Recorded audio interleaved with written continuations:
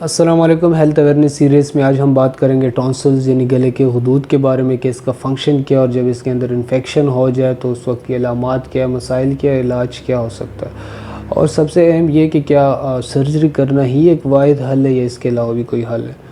तो हम अगर फंक्शन के बारे में बात करते हैं, टॉन्सिल बेसिकली दो होते हैं और हमारे तालु के इर्द गिर्द लगे होते हैं और इसका जो मेन फंक्शन है वो यही होता है कि यानी हमारे जिस्म को ये मुख्तलिफ़ किस्म के वायरसेस, बैक्टीरियाज़ वगैरह से ये बचा के रखे। जो हम ख़ुराक ले रहे होते हैं उसमें से जो बैक्टीरियाज़ वगैरह होते हैं वो यहीं पे ये रोक देते हैं, उसको ख़त्म कर देते हैं और साथ में इम्यून सिस्टम यानी क़ुव्वत मुदाफ़ियत को भी अलर्ट कर देता है। अब हम देखते हैं कि हमारे पास टॉन्सिलाइटिस फिर एक कंडीशन जो है वो आ जाती है। तो उसमें बेसिकली ये होता है कि जो वायरस ज़्यादातर इसको करते हैं, जो वायरसेस है या जो बैक्टीरिया स्पेशली स्ट्रेप्टोकोकस पायोजेन, वो बार बार टॉन्सिल्स को इन्फेक्ट करने की कोशिश करता रहता है, जिसकी वजह से टॉन्सिल्स जो है वो स्वेल हो जाते हैं।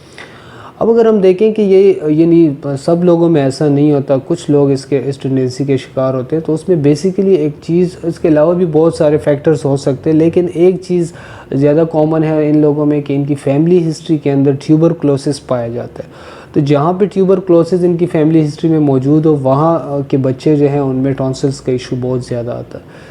अब अगर हम देखें कि इसकी अलामात क्या है, तो ज़ाहिर बात है कि गले में दुखन वगैरह का एहसास होता है, कुछ निगलना मुश्किल होता है और इसके साथ अगर हम देखें टॉन्सिल्स जो है वो स्वेल हो जाते हैं और सबसे जो अहम चीज़ है कि इसके साथ बहुत ज़्यादा तेज़ यानी बुखार आ जाता है।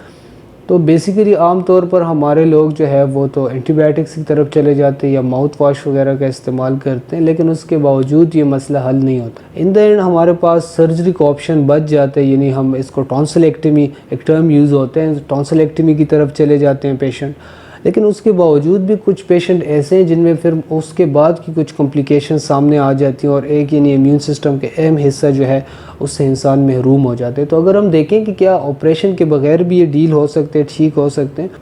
अब अगर हम बात करते हैं कि सर्जरी से कैसे बचा जा सकता है, तो हमारे पास ऑप्शन जो है वो होम्योपैथिक मेडिसिन का बचता है, जो कि बहुत ही बेहतरीन रिज़ल्ट फ्राहम करती है। और टॉन्सिलाइटिस का इशू जो है वो अगर माइल्ड कंडीशन में तो बहुत जल्दी उससे ठीक हो जाते हैं, परमानेंटली ठीक हो जाते हैं, और अगर सीवियर कंडीशन में तो कुछ अरसे तक मेडिसिन लेनी होती है।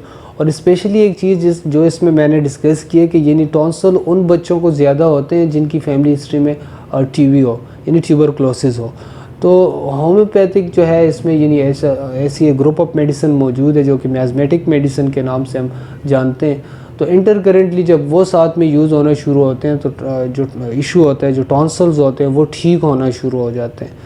तो ये एक बेहतरीन ऑप्शन आपके पास मौजूद है। बहुत शुक्रिया।